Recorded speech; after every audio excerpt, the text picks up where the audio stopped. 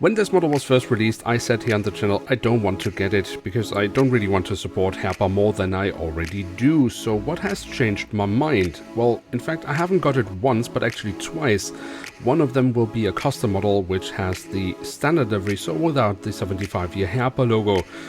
But indeed, what did change my mind? Why did I want to have the model with the logo? Well, we will find out in this episode, which once again is made possible thanks to the great prices of the FMB shop, which currently have a sale going on. So if you want to make a good deal, check them out. There's a link to them in the video description below.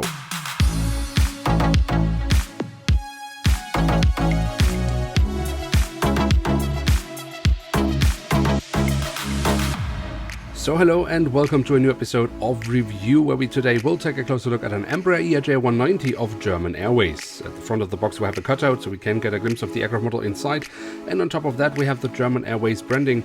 We do also have the 75-year Herpa logo already here on the front side. The back side of the box then reveals yet another cutout. It is the standard Herpa Wings, a dreadful box design we have seen so many times.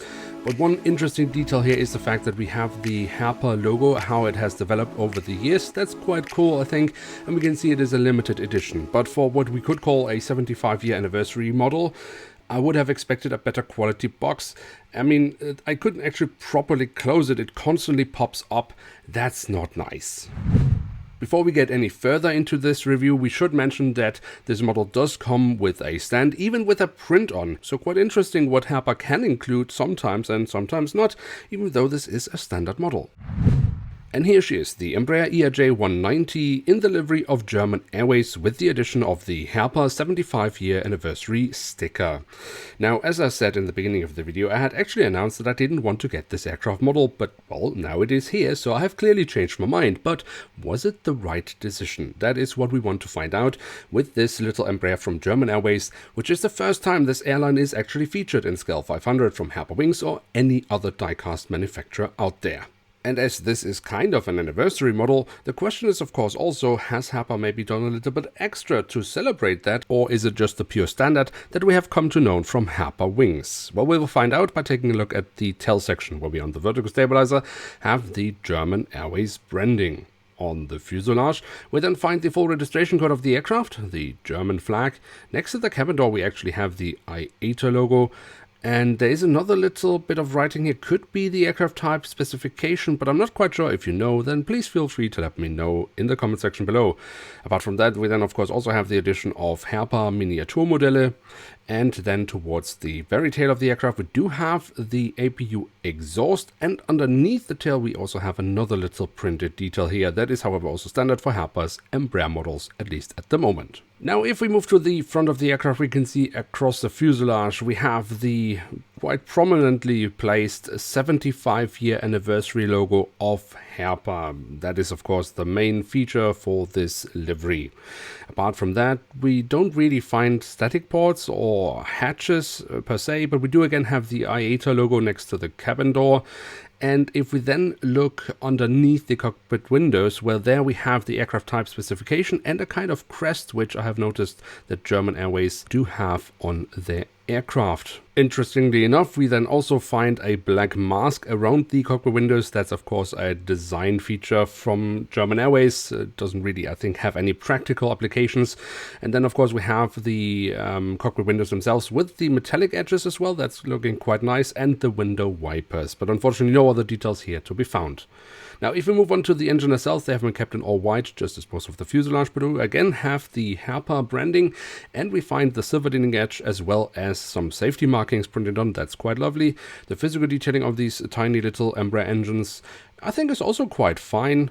I can't really complain about that. If we look into the front, we can see the engine fan blades. Then on the fuselage, just above the wings, we have the emergency exits printed on, which leads us straight to the wings, which we should definitely also take a closer look at. Starting off with the top side, where we have the different flaps, slats and spoilers carved out quite nicely, and we also have the markings for the emergency exit. Quite lovely indeed. The underside of the wings also has some nice physical detailing, and then of course the Embraer E90 has these lovely winglets, which look really nice with the Herpa red on them here. That is, for me, one of the highlights actually of the aircraft. I think that looks really, really nice.